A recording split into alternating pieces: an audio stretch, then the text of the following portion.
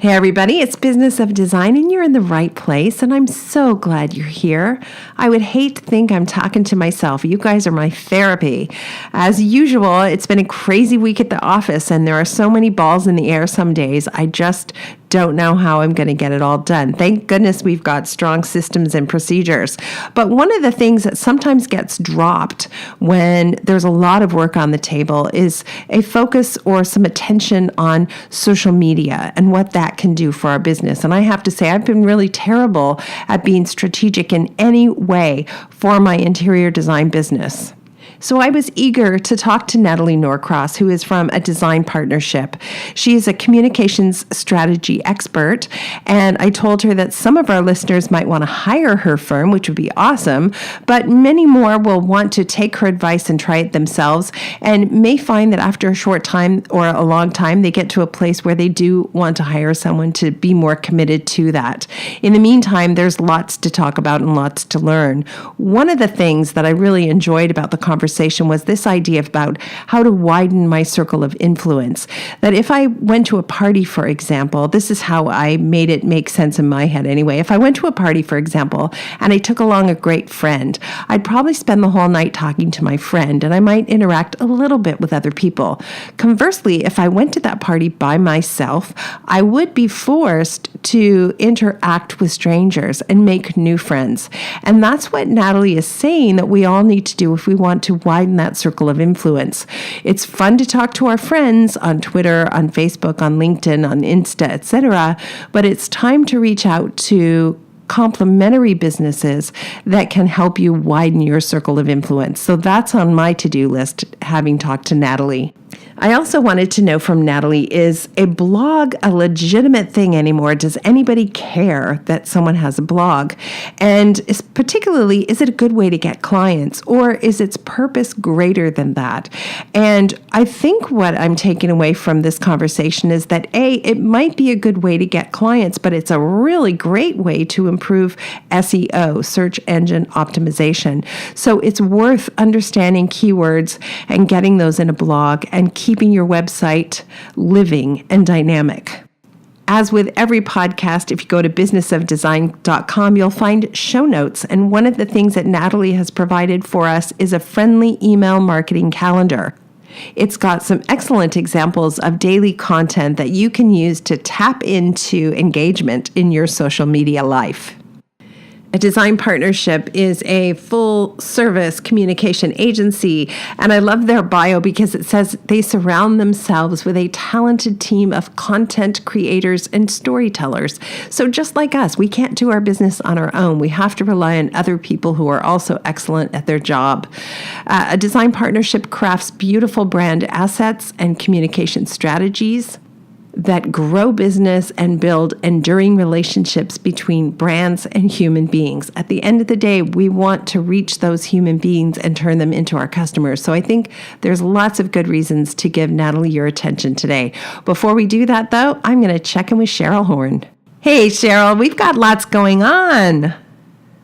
We do. Coming up on May 2nd, we've got a meetup in LA for interior designers. How about you tell them a little bit about that? I'm looking forward to it. So this was actually motivated by a couple people who live in Los Angeles and said, why don't we do anything while you're here? So Kravit generously is providing us with space at the Pacific Design Center on Melrose, 2 p.m. We promise to give you something to drink, a little something to eat, and plenty of food for thought. We're going to have a roundtable discussion about the challenges you're facing as an individual and the industry as a whole. We will record part of it for a podcast. So if you're shy, you can hold your question to the end when we're not recording and ask it in complete anonymity. And really what we just want to do is provide a safe forum for us to meet face to face and connect. So if you already are familiar with Business of Design, come on out and say hi. I'm looking forward to it. If you've never interacted with us, this could be a really casual, lovely way to do that. So looking forward to it on May the 2nd, is it, Cheryl, at 2 p.m.? Yeah, Yeah, May 2nd. We would like you to register for this event, even though it's a free one. So make sure you go to businessofdesign.com and sign up there. Yeah, I'm looking forward to it. And I'm looking forward to Palm Springs. It's coming up October 18th to 21st. It is Modernism Week, so you can expect some behind the scenes, amazing home tours, guest lectures from people who are experts in areas that I'm not an expert. So that's going to be fun for me. But also importantly, we're going to really dig into some business of design principles. And some of the people coming have a ton of experience and are already using the 15 steps. So we will be looking to dig a little bit deeper into those businesses. And then for some of the people, they're pretty new and they want some basic information. So we will have 2 streams of learning that are going to be happening. Come prepared to work very hard, but also to have a lot of fun. You are going to go home exhausted, but so enthusiastic about your business. So everybody sign up for Palm Springs, October 18th to the 21st. And Cheryl and I will be there too. Yeah, and we do only have a couple spots left, and only a few days to register, and only do 50% down. As of April 15th, we'll be asking for the full price, but we do only have a few spots left. So head over to our website to check out the full details.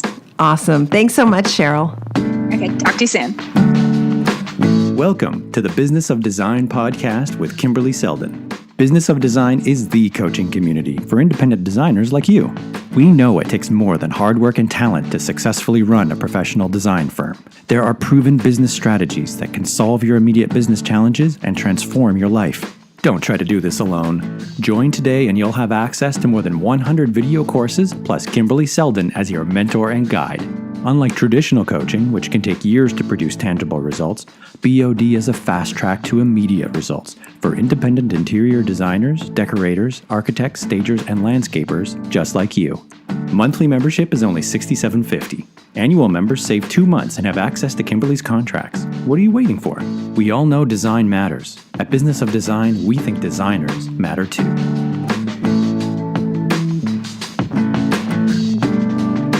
Natalie, how are you doing today?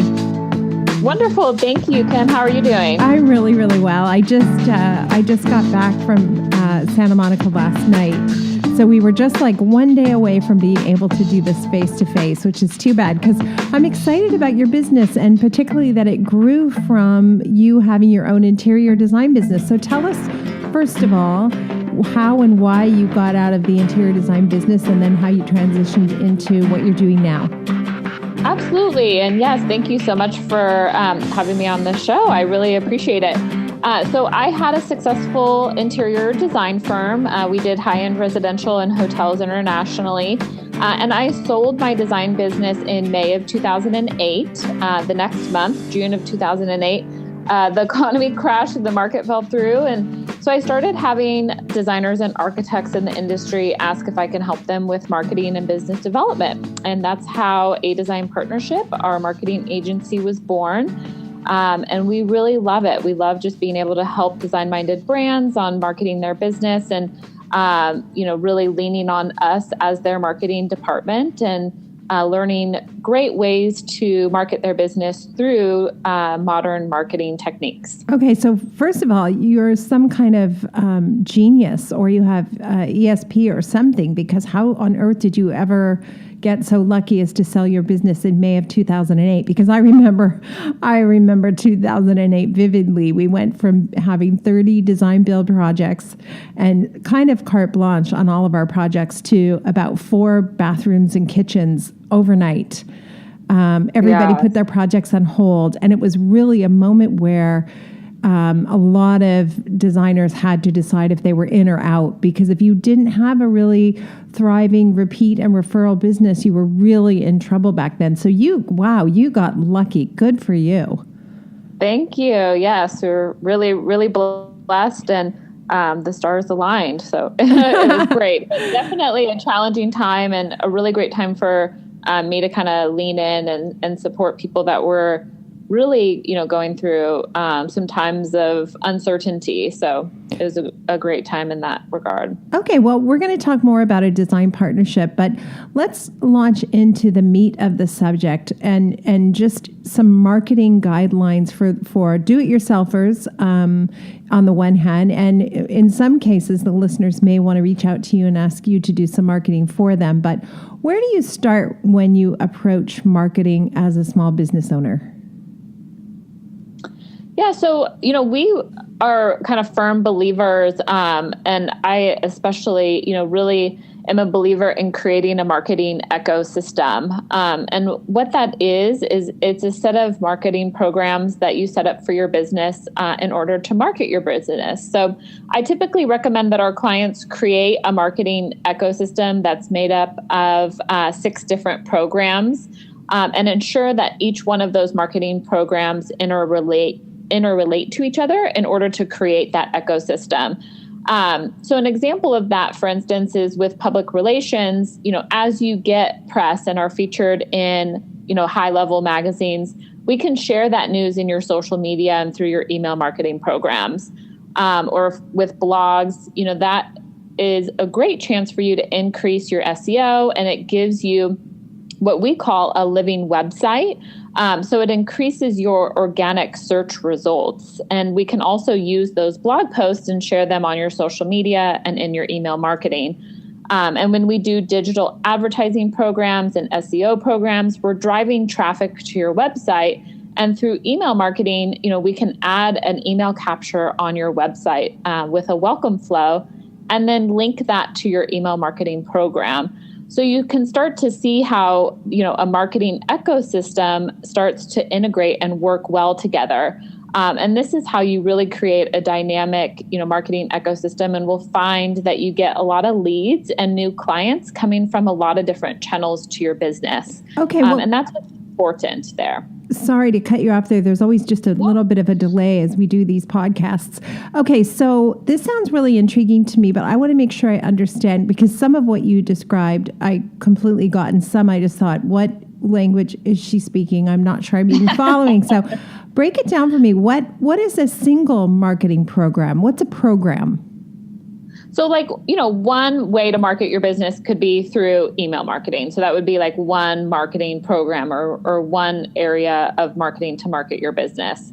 So the 6 different programs, one could be email marketing, another is digital advertising, a third is SEO, a fourth is public relations, a fifth is social media. So you start to see all these different ways that you can market your business. And the goal is to create different marketing systems so that they can interrelate with one another in order to have different channels that drive traffic to your business and new leads and new clients. Okay, so if I have written a blog post, or I have a dynamic blog that I keep active on my website, it's a living website, and then you're going to take that blog and you're going to use it in various ways or various programs to drive traffic to my website. Exactly. Yeah. The first thing you mentioned was email marketing, and I understand that. What was the second thing? So we have email marketing or digital advertising. That's it. How does digital advertising work? Yeah, so digital advertising, we run 5 different programs. 3 of the ad programs are on Google, and then 2 of them are on Facebook. The 3 campaigns that we run on Google are search network campaigns, competitor campaigns, and then a retargeting campaign. So that's where we create ads, and then we can target different groups to drive traffic to your website. And then on Facebook, we do what's called a lookalike campaign as well as a retargeting campaign. And the lookalike campaign is really great. We can take a list of any of your, clients or your top clients, and we can put those email addresses into Facebook and tell Facebook to find everybody that looks exactly like that email address. And then we serve up ads directly to that market on Facebook and start to build an audience for you on Facebook. And then as they click on those ads, they go to your website. And what we do is we retarget them. And the purpose of retargeting is to really stay in front of your audience for a long period of time. So you might have experienced that where you've gone on Facebook and you've clicked on a Nordstrom's ad, and then the next day you're on Facebook and the Nordstrom's ad pops up again. That's what's called retargeting. And for an interior designer or an architect, your client's buying cycle is about 4 to 6 months. And that's just kind of industry standard. So you want to have a lot of those ads staying in front of people that have gone to your website and seen who you are over a 4 to 6 month period, so that you stay top of mind to that potential client that has gone to your website. I've even noticed I can do a Nordstrom search, as you suggest, on my phone, and then that same day later check into Facebook and there's an ad for boots from Nordstrom. So even my technological devices are talking to each other, which is causing me to feel somewhat paranoid. Yeah, there's a really cool feature, and it actually just happened to me. I was at Target the other day, and as I was driving out of the parking lot, I got an email from Target. Ooh. So they know when you're walking. All this is telling me I cannot commit a crime, no matter how tempting it is. Don't do it, because you're just going to get caught. Don't do it. Exactly. And you're not suggesting that we commit a crime, which is good. Okay, but it sounds like I may not be doing enough with content that I already own to use it strategically. Does that make sense? Like if I've just, all of us have created beautiful spaces that we're proud of when we take photographs. And for most of us, and I'm certainly guilty of this, I throw it up on my website and I'm done with it. Like I'm really kind of done with it because I'm busy on to the next job. And what you're saying is, instead, I would want to create different programs to use that material strategically and entice people to come to my brand. Absolutely. Yeah. And that's a really good point. So from there, there's a lot of different strategies that are, important, especially as we're approaching 2018. It's really good to look at a content marketing strategy for an entire year. So what projects are you going to have completed and photographed and when? And then how do you plan to use that content? So like you said, photography is one piece of content that is really great and showcases your beautiful work. So you can lay out an entire game plan and strategy and calendar with those pieces of content and ways that you can share that. So for instance, if you have a new project that you're getting photographs for in February, the beginning of February, you can, post that to your website. You can share it on your social media. You can use it to submit to editors for publication. You can do partnerships with other bloggers. There's a lot of ways that you can use that content and create, a content marketing strategy for the beautiful work that you've done. Okay, well, all of that sounds like stuff I possibly could do, but my problem is going to be the same problem as most of my listeners, which is I've got active clients, and that keeps me so busy that sitting down to work on my business in the way that you suggest is problematic, and that's where hiring a professional can come in handy. So we're going to talk about when to hire that professional and how to get the most out of hiring that professional before we wrap up, for sure. But for anybody who's got the time, what do you think are the first steps they can take in order to begin to create the ecosystem you're talking about? Yeah, so I would create a 12-month marketing strategy, and within that marketing strategy, include an editorial calendar and a content marketing strategy. With the various ways that you plan to market your business. And I think that that's a really great way of just being able to look at an entire year's plan on the various ways that you're going to market your business and kind of lay out a roadmap and a game plan for that marketing strategy. And it should include, what blog posts are you going to post and when and how often, what social media posts are you going to post and what channels and how often. And so all of that is really great if you can spend the time kind of making that plan and that strategy for the next year. So in December, for myself, we also sit down and kind of schedule out, a day or two, leave your office, go to a hotel, get out somewhere where you're not going to be, interrupted, and make a game plan for, your annual plan review for 2018. And will really, really help you to stay on track and put together a good calendar and game plan for the new year. As you're saying all that, I realize I'm really good at making the plan. Like, I am the queen of making the plan, but it's really right? It's the implementation that's a little bit challenging for me, because I'm like all about the plan. So it's a two-part process, isn't it?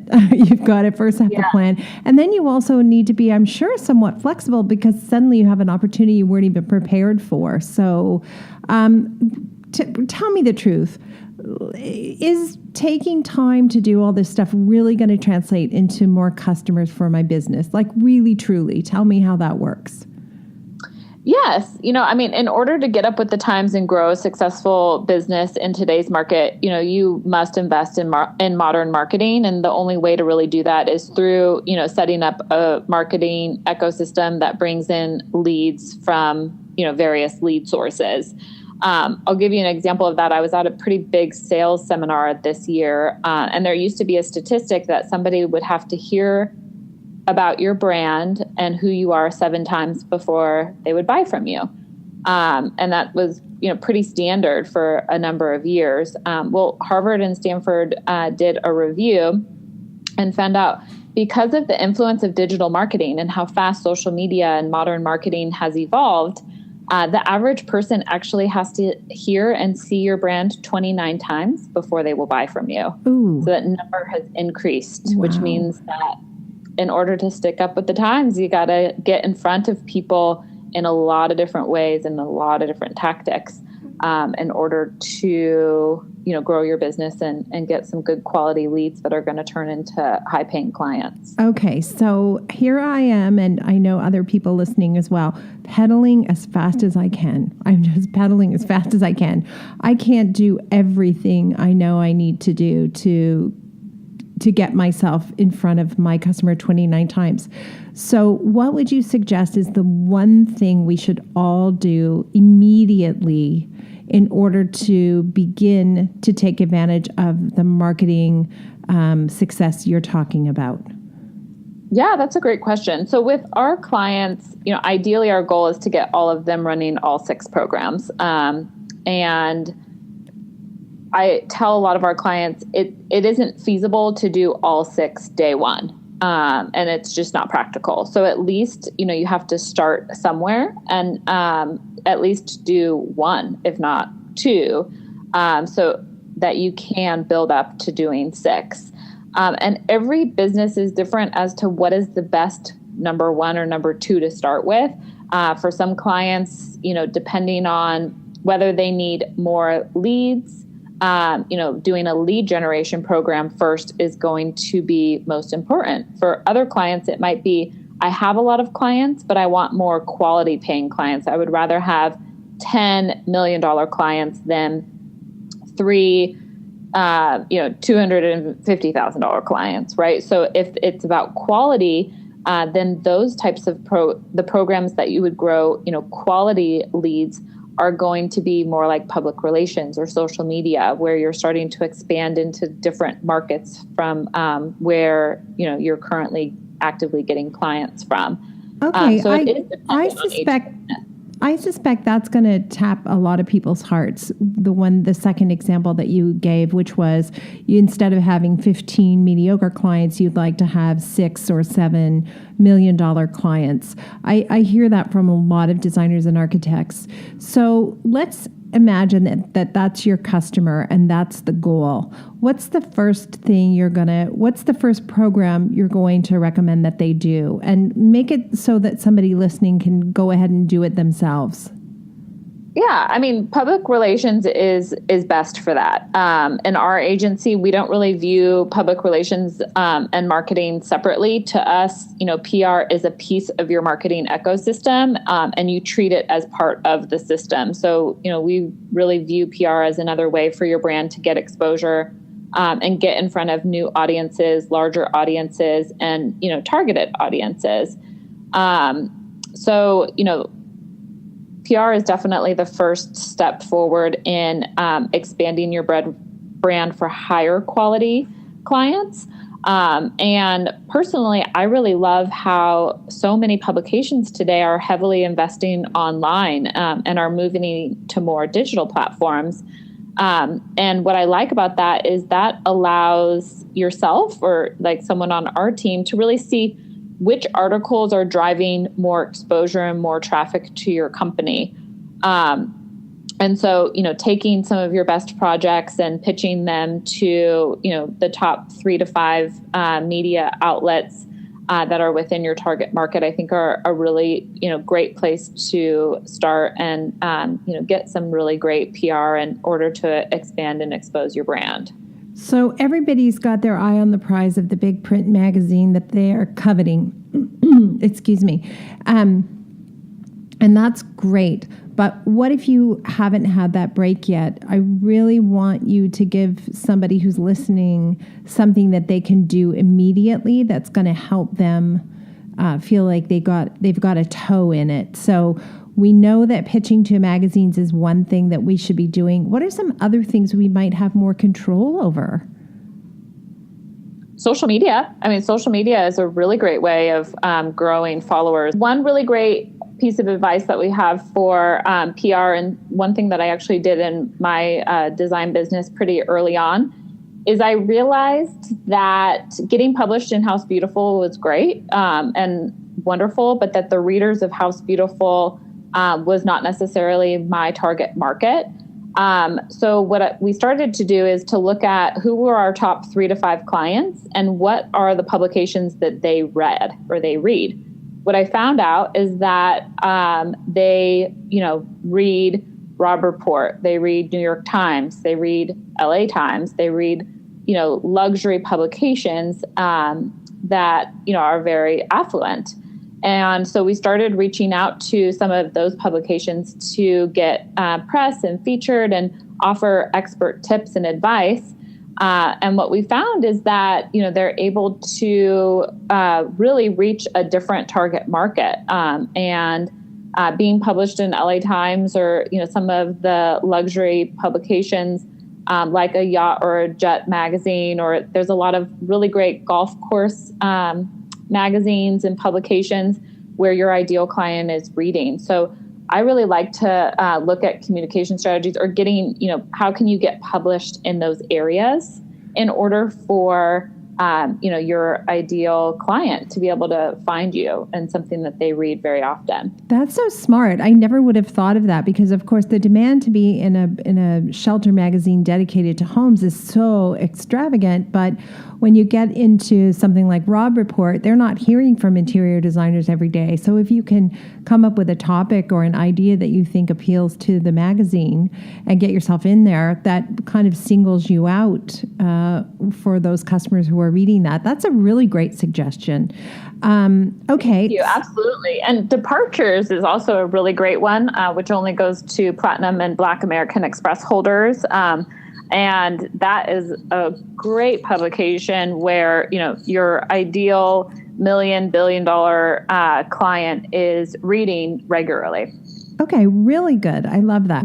One thing we can do is put on our PR hat and think outside the traditional print publications into these other branded media where we could stand out from our competition. So that's one great idea that falls under the category of PR. And you mentioned social media. So there's so many media out there. Which one do we choose? Where do we start? What should we do first? Yeah, well, I think social media is a great place to gain that exposure. I think that there's like 5 really good steps that you can use to grow your social media channels and start to create a tribe of followers. So number one is to create a content marketing calendar, ideally for the next 12 months as it relates to social media. Number two is to create a posting schedule. So you should be posting to Instagram at least once per week, Facebook and LinkedIn 5 times per week, creating at least one board a week on Pinterest and one idea book a week on Houzz, because regular posting is really vital to social media growth. And then number three is to post authentic content and images of your projects that are professionally shot and show your expertise. Number four is to post images that are light and bright. We've actually found out through a lot of A/B testing that clean, crisp, white images do better on social media. So anything that's light and bright, or even putting filters on an image in order to brighten it up, really does better with engagement and click-through rates on social. And then engage with your followers for step number 5. So as your followers are making comments on your social media channels, you can comment back in the post with an @ mention of their name and, saying thank you for that comment and really, socializing with them and responding to them.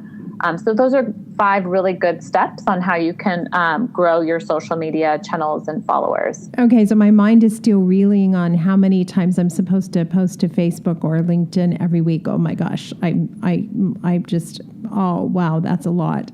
I know it gets easier because it's a muscle, right? It's a discipline, so I know it would get easier.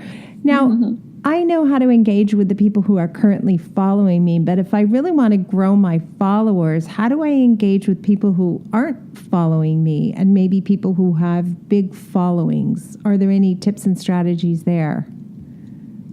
Yeah, so following, like for instance, on Instagram, following other brands that are, targeted within your space is a really great way to grow your following. So for instance, if you're an interior designer in Connecticut, following builders, architects, or realtors who have good Instagram numbers and followers in your local market are really great. If you are a national brand, meaning that you're an interior designer that lives in New York but can do a project in LA or Montana or Miami, then you can make a list of top 10 builders or architects, developers, kind of in those regions. And then by following them and starting to interact with them or sharing some of their posts is a really great way of, being able to facilitate some of those partnerships. Okay, cool. And grow that following. Yeah. Okay, I want to ask you about blogs because this has been on my mind recently. Are blogs dead? Is that still a thing? Do people need them? Can you use a blog if you have one to get new customers, or is it just about celebrity? Great question. I love this question.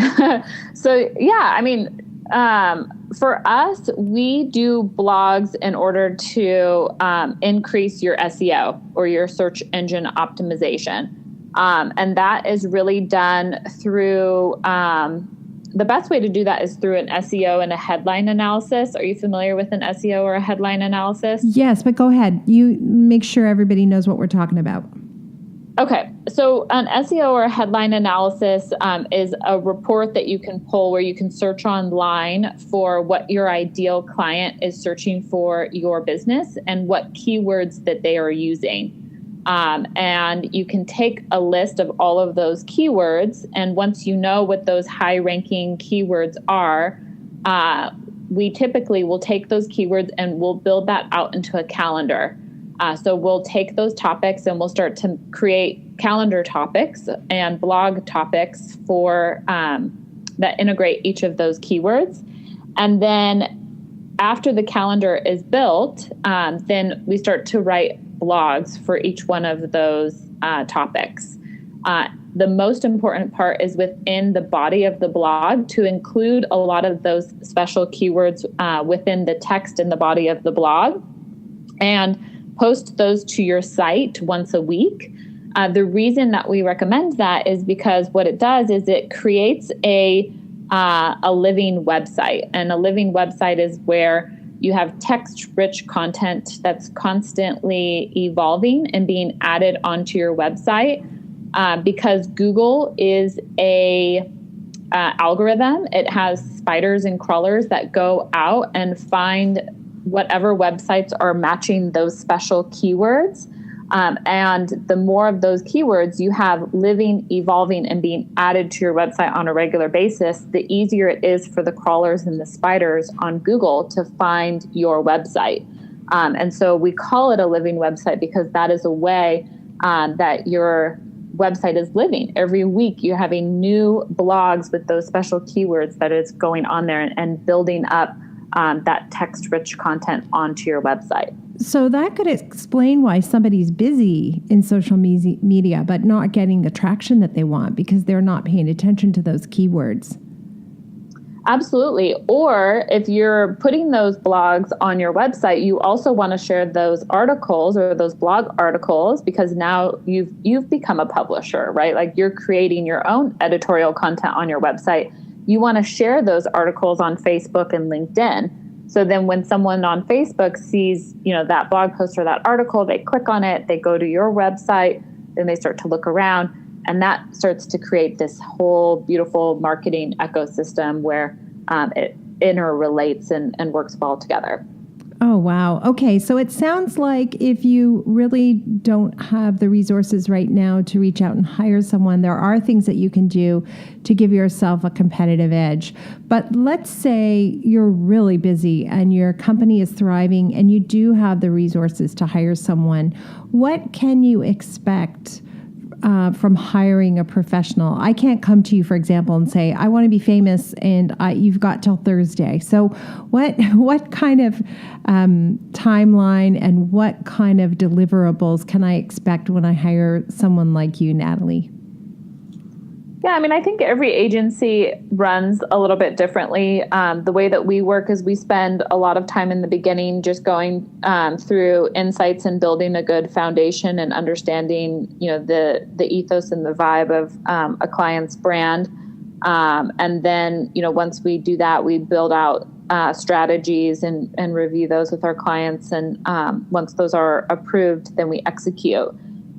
So, I think every agency works a little bit differently, but typically that is, how we work. And I think that that overall process just works really well, even if you are doing it by yourself. And, taking some time to create the strategy and then creating, an execution plan from there. So that system seems to work really well for us. Okay. Who is the ideal customer then for a design partnership? Who's that design professional that you feel like you can really make a difference in their lives? And what do you do for them? Yeah, so our ideal client is a busy professional who doesn't have time to market their business and is looking to build a marketing department, but doesn't necessarily have the resources to hire a full-time marketing team. So they're usually, mid-sized design firms who want to outsource a piece of their marketing and, start to build a marketing department. And for us, we really love that partnership because we become an extension of their business. We do, kind of become their marketing department in order to work really well with them. Well, and I love the fact that you've been in the trenches of an interior design business, so you actually have really good insight into their time constraints, how difficult it is to groom those new customers and get to that new level. So you give that your attention as well. Yeah, absolutely. I know what it takes to have demanding clients and really busy schedules. So, I think we're getting pulled as CEOs in a lot of different directions. And oftentimes it does make sense to, outsource different parts of your business. Okay. And we're going to have a link to a design partnership on the site as well. But do you have packages? Do you have entry-level packages? If I'm thinking about it, what am I going to see when I get to your website in terms of what's available? So our website has a lot of the different services that we offer. So you could definitely go there. If you would like to email me at Natalie@adesignpartnership.com, I would be happy to email you a free gift. We created a really beautiful package called Your Friendly Email Marketing Calendar, which is a really great email marketing calendar. And I'd be more than happy if you're interested to send that along to you as a beautiful gift. Oh, that's wonderful. I want one of those. I'm going to sign up right now. Okay. We like to end every show with something called design intervention. And it's typically advice right off the top of your head. You weren't prepared for this. We never prepare anyone for it. Advice off the top of your head that you think is instrumental to being successful as an interior design professional. And of course, you've been in the field before, so it could be related to a design partnership, or it could be something completely unrelated to a design partnership, just something that you think is critical information our listeners need to have. Yeah, thank you. I love this. So I would start out by, creating a marketing strategy that will scale your business in 2018. And a really great way to do that is you can start by, especially if you're a creative professional, I think it's a really fun exercise. But you can start by drawing out your marketing ecosystem and start to visualize, what that looks like. Where are you marketing? And then build that out from there. What channels, how many times are you going to post or send an email or put up a blog post, and then create a strategy with what content that you will use and what the themes could be for that month, and what content will you create, or will you outsource some content to be created.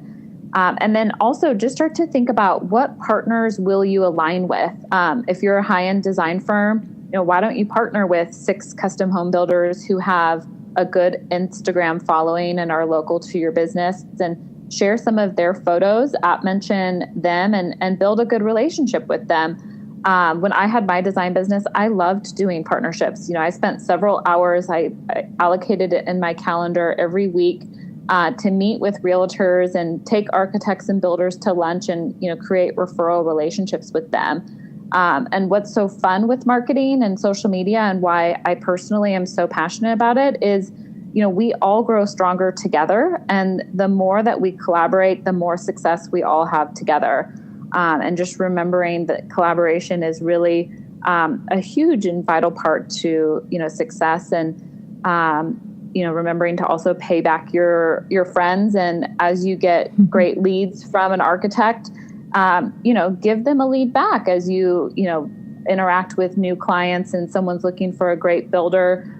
Refer that builder that, just referred you a few clients, or send them, homemade baked cookies and thanking them for the referral. So I think, the key to success today in modern marketing is really about just collaboration and authenticity. And it sounds like relationships. And most of us are people pleasers and people. So we're probably typically pretty good at relationships. We just need to remember that in your business life, those are relationships too. And I love the idea of blocking out a few hours every week where you're thinking about those strategic partnerships. That's such a smart thing to do. We get so many requests to provide a link from our site to someone else's site, and we're almost always too busy to even think about it, which is a pity, because I'm sure there's some really smart partnerships out there, and I'm glad you've given us so much to think about. Thank you so much, and I just wish you continued success, and I'm definitely sending away for my copy of the email marketing calendar, and I hope we'll be able to check back with you again when we have more questions after we do a little of the homework you provided to us today. Wonderful. Yes, I'm more than happy to check back in, and glad that I was able to give you a lot of great homework and things to think about, and ways that you can set up some good marketing systems for your business in 2018. Yeah. All right. So nice talking to you, Natalie. Take care. Thank you, Kim. Have a great day. Appreciate being on the show. Thank you for being part of the Business of Design community. If you love what we do, please show your support by subscribing to the podcast and rating our efforts.